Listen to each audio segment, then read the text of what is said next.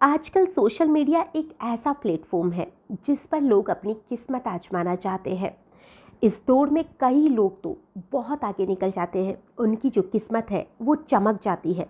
लेकिन कई लोग ऐसे भी होते हैं जो इस दौड़ में पीछे छूट जाते हैं क्योंकि उनकी किस्मत उनका साथ नहीं देती है। और कई बार तो ऐसा होता है कि उनकी किस्मत तो साथ देती है लेकिन उनके घर वाले या कहीं कि ससुराल वाले उनका साथ नहीं देते हैं।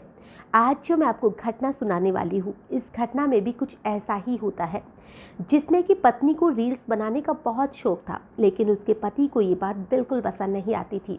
और इसी बात से दुखी होकर जो पत्नी थी उसने एक दूसरे लड़के से दोस्ती की और फिर उस लड़के के साथ में मिलकर बहुत ही अजीब तरीके से अपने ही पति की हत्या कर दी। नमस्कार, आदाब, सत श्री अकाल। मैं हूं नंदिनी यादव। आज जो मैं आपको घटना सुनाने वाली हूं, इस घटना की शुरुआत होती है हरियाणा के भिवानी से, जहां पर 29 मार्च 2025 को सोशल मीडिया पर एक फ़ोटो था जो बहुत ही तेज़ी से वायरल होता जा रहा था। और आसपास के जितने भी थाने थे, चौकी थी, पुलिस वाले थे, चाहे तो न्यूज़पेपर हो या किसी भी जगह हो, टीवी हो, हर जगह इस फ़ोटो को वायरल किया जा रहा था ताकि इस आदमी को पहचाना जा सके कि आखिर में ये है कौन। लेकिन उसका जो चेहरा है वो तो पूरा समझ नहीं आ रहा था। लेकिन उस व्यक्ति के हाथ पर एक नाम था जिसका टैटू बना हुआ था और वो नाम था प्रवीण। ये जो लाश थी तो वो तो पूरी तरह से सड़ चुकी थी, लेकिन जो प्रवीण नाम था वो आज भी पूरी तरह से साफ दिखाई दे रहा था। और इसी नाम को टारगेट करके जो पुलिस थी वो उस व्यक्ति तक पहुंचने की कोशिश कर रही थी कि कोई तो इस नाम का व्यक्ति को ढूंढने के लिए उनके पास आए, जिसे पता चल सके कि आखिर में ये लाश है किसकी। और अगला दिन आता है, यानी कि पुलिस ने फ़ोटोज़ थी वो सब पोस्ट कर दी थी। और अगले ही दिन पुराना बस स्टैंड के रहने वाले संदीप नाम का एक व्यक्ति होता है, उसके पिता सुभाष होते हैं। दोनों पुलिस के पास में जाते हैं और उन्हें जाकर कहता है कि साहब, हमारा बेटा भी गायब है और इसका नाम प्रवीण है और लाश पर प्रवीण नाम लिखा हुआ है। कहीं ये हमारा बेटा तो नहीं है? इसकी जो कद काठी है, इसके जो कपड़े हैं, ये प्रवीण से मिलते हैं जिसकी उम्र 35 साल के आसपास में है। तो जो पुलिस वाले थे वो उसकी लाश को दिखाते हैं और सारी चीज़ें दिखाने के बाद में जो उनके घर वाले थे वो उसकी कदकाठी के हिसाब से, उसके कपड़ों के हिसाब से, उसके टैटू के हिसाब से उसे पहचान ही लेते हैं कि ये तो हमारा ही बेटा था। लेकिन घर वाले इस चीज़ को लेकर दुखी थे कि आखिर में इसे मारा किसने है और क्यों मारा है, क्योंकि पोस्टमार्टम रिपोर्ट में साफ था कि इसका गला घोंटकर इसकी हत्या की गई है। और अब जो पुलिस वाले थे वो उसकी बारे में जानकारी जुटाने में लग जाते हैं कि आखिर में ये किया किसने है। अब जो पुलिस वाले थे वो आसपास के सीसीटीवी जितने भी कैमरास थे उन्हें खंगाले जाते हैं और कैमरे के अंदर ही एक चीज़ रिकॉर्ड होती है जिसमें कि 25 और 26 मार्च की रात को एक बाइक पर एक महिला पीछे बैठी हुई है, एक लड़का बाइक चला रहा है और बीच में उनके पास कपड़े में लिपटा हुआ कोई व्यक्ति है। ये तो साफ पता नहीं चल रहा था कि कोई सामान है या व्यक्ति, लेकिन देखने से थोड़ा बहुत लग रहा था कि इतना भारी सामान नहीं हो सकता, ये कोई व्यक्ति ही है। और जब यही फ़ोटो प्रवीण के घर वालों को दिखाई जाती है तो प्रवीण के घर वाले कहते हैं कि ये तो रवीना लग रही है, जो कि उनकी बहू है। साफ उसका चेहरा तो नहीं दिख रहा था, लेकिन उसके कपड़ों के हिसाब से, उसके हुलिये के हिसाब से, या कहे कि उसकी कद काठी के हिसाब से वो प्रवीण की वाइफ रवीना लग रही थी, जो कि उसके घर वालों ने पहचान लिया था। अब जो रवीना थी उसके पास में पुलिस पहुंचती है, उसे हिरासत में लेती है और जब उसे हिरासत में लिया जाता है उसे पूछताछ की जाती है। तो जो रवीना थी वो कुछ ऐसी बातों का खुलासा करती है जिसे सुनकर हर एक इंसान हैरान हो जाता है। 11 अप्रैल 2025 को रवीना को गिरफ्तार किया गया था।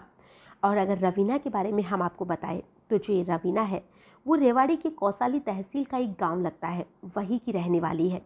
10th तक की उसने पढ़ाई की है और 2015 में उसकी प्रवीण के साथ शादी हुई थी। सब कुछ ठीक ठाक चल रहा था। शादी के बाद में उसने 12th भी कर ली थी। बाद में उसने IIT की सिलाई और कढ़ाई के अंदर, और अब वो सिलाई कढ़ाई करने लग गई थी। लेकिन जनवरी 2025 में किसी ने उसे ये कह दिया कि तुम दिखने में बेहद खूबसूरत हो और अगर तुम सोशल मीडिया पर अपनी किस्मत आजमाओ तो तुम्हारी किस्मत चमक सकती है। और यहीं पर तुम एक्टिंग कर सकती हो, डांस कर सकती हो, लिपसिंग कर सकती हो और इससे तुम्हारी जो किस्मत है वो बहुत ज़्यादा चमक जाएगी। रवीना को ये बात पसंद आई कि आजकल तो लोग सोशल मीडिया पर बहुत पैसा कमा रहे हैं, बहुत नाम कमा रहे हैं, तो क्यों ना मैं भी यहाँ पर अपनी किस्मत आजमाऊँ। और तभी से इसने रील्स बनाना शुरू कर दिया। वो अधिकतर इंस्टाग्राम पर रील डाला करती थी और यही जो रील्स थी वैसे तो वो अधिकतर हर प्लेटफॉर्म पे शेयर किया करती थी, लेकिन वो इंस्टाग्राम पर कुछ ज़्यादा ध्यान दिया करती थी। और उसका जो पति था प्रवीण, वो एक ऑटो ड्राइवर था और जो प्रवीण था उसे बहुत से लोग रोकते थे, टोकते थे कि तुम्हारी जो पत्नी है वो नचनिया बन चुकी है, जब देखो लिपसिंग करती है, डांस करती है, कैसे कैसे वीडियो सोशल मीडिया पर अपलोड करती है, जो कि लोगों को, आप तो जानते ही हैं कि लोगों को दूसरों को देखकर काफ़ी ज़्यादा तकलीफ होती है। और ऐसा ही यहाँ पर रवीना को देखकर लोगों को हो रही थी और यही बात प्रवीण को बहुत बुरी लग रही थी। उसे बहुत गुस्सा आता था कि लोग उसकी पत्नी के बारे में ऐसा क्यों कहते हैं। तभी जो रवीना थी उसकी दोस्ती सोशल मीडिया पर ही सुरेश राघव नाम के एक व्यक्ति से होती है, जो कि हिसार का रहने वाला था। अब ये जो सुरेश था वो हिसार के प्रेम नगर में रहता था और ये 12वीं तक पढ़ा हुआ था और ये भी यूट्यूब की दुनिया में ही अपनी किस्मत आजमाने की कोशिश कर रहा था। एक्टिंग किया करता था, डांसिंग किया करता था, लिपसिंग वगैरह करता था और ऐसे ही इसके लाइफ चल रही थी। इसके जो पिताजी थे वो रेलवे में प्राइवेट नौकरी लगाने की भी इसके लिए कोशिश कर रहे थे, लेकिन 2 साल तो इसने नौकरी की, बाद में वो नौकरी छोड़ दी और ये सोशल मीडिया पर अपनी किस्मत आजमाने लग गया। इसकी शादी भी होती है और उसको एक बेटा होता है, एक बेटी होती है। सब कुछ बहुत अच्छा चल रहा था। ये इकलौता बेटा था और साथ ही इसकी 5 बहनें थी। सब कुछ लाइफ में अच्छा चल रहा था, लेकिन तभी इसकी मुलाकात रवीना से होती है और रवीना से ही इसकी मुलाकात की बात ये होती है कि रवीना, एक दिन दोनों में दोस्ती होती है, दोनों में बातचीत होती रहती है। एक दिन रवीना जो थी उसने काफ़ी समय तक सोशल मीडिया पर कोई भी रील अपलोड नहीं की थी। तभी एक दिन सुरेश ने उससे पूछ लिया कि क्या हुआ, तुम आजकल रील्स नहीं डालती हो। तो उसने कहा कि मेरे पति को इससे काफ़ी दिक्कत है, इसलिए नहीं डालती हूँ। लेकिन उसने कहा कि तुम बहुत अच्छी एक्टिंग करती हो, लिपसिंग करती हो, डांस करती हो, तुम कोशिश तो करो, तुम्हारी किस्मत बहुत चमक जाएगी। और अब रवीना को कोई समझने वाला मिल गया था और उसे लगा कि यही मेरा सहारा बन सकता है। इधर जो सुरेश था उसे भी अपनी पत्नी में कोई ज़्यादा दिलचस्पी नहीं थी। अब वो रवीना में ज़्यादा दिलचस्पी दिखाने लग गया और अब दोनों में अवैध संबंधों का रिश्ता बन चुका था। दोनों छुप छुप कर मिलने लगे, फ़ोन पर घंटों बातें करने लगे, सोशल मीडिया पर दोनों में काफ़ी बातें होती थी। और तभी एक दिन जो उसका पति प्रवीण था, उसने फिर से, रवीना ने जब रील अपलोड की तो दोनों के बीच में काफ़ी ज़्यादा लड़ाई झगड़ा हो जाता है। और अब जो रवीना थी वो सुरेश को फ़ोन करती है और उसे अपने घर बुलाती है और कहती है कि आज मुझे अपने पति का काम तमाम करना है। जिस घर में रवीना रहा करती थी, यानी कि ससुराल के घर में, वहाँ पर 2 फ्लोर बने हुए थे, जिसमें जो ऊपर वाला फ्लोर था उसमें रवीना रहा करती थी और उसकी सीढ़ियाँ भी बाहर से थी, तो कोई भी अगर घर के अंदर आएगा तो घर वालों को पता ही नहीं चलेगा। और जो सुरेश था वो घर के अंदर आता है, उसकी आवाज़ को सुनकर उसका पति थोड़ा जाग भी जाता है, लेकिन फिर भी दोनों उसे पकड़ लेते हैं और रवीना के गले से जो दुपट्टा था उसे उसके गले में डालकर उसका फंदा बना दिया जाता है और उसकी जान ले ली जाती है। अब दोनों को लगा कि इसकी लाश का क्या किया जाए।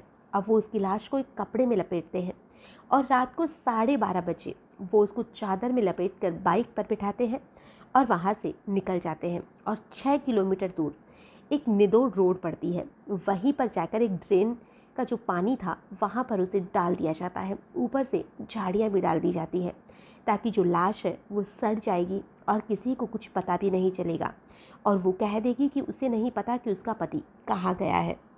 हालांकि उसने पूरी प्लानिंग की थी, लेकिन फिर भी कहते हैं ना, क्राइम को चाहे कितना ही शातिर तरीके से किया जाए, क्राइम कभी भी छुपता नहीं है। और ऐसा ही इनके साथ भी होता है। जो उसकी लाश थी वो थोड़ी सी बाहर आ जाती है, लोगों को दिखाई दे जाती है और उसके हाथ पर जो प्रवीण नाम लिखा हुआ था उसी से उसकी पहचान हो जाती है। अब जो रवीना थी उसे पुलिस ने अरेस्ट कर लिया है और जो उसका प्रेमी था सुरेश राघव, उसे भी पुलिस ने अरेस्ट कर लिया है। आज की जो पूरी घटना है, इसे सुनाने का हमारा उद्देश्य ना किसी को परेशान करना है, ना ही किसी का भी दिल दुखाना है। हमारा उद्देश्य बस इतना सा है कि अगर कोई भी व्यक्ति किसी भी चीज़ में अपनी किस्मत आजमाना चाहता है तो पहली बात तो उसका साथ देना चाहिए। या हो सकता है किसी को वो फील्ड पसंद नहीं आए तो अगले को भी इस चीज़ को एक्सेप्ट कर लेना चाहिए कि उसके पति को या पत्नी को ये चीज़ पसंद नहीं आ रही है, तो उस चीज़ को स्वीकार कर लो या दोनों मिलकर बैठकर एक दूसरे से डिस्कशन कर लो कि कौन सी चीज़ सही है, कौन सी सही नहीं है।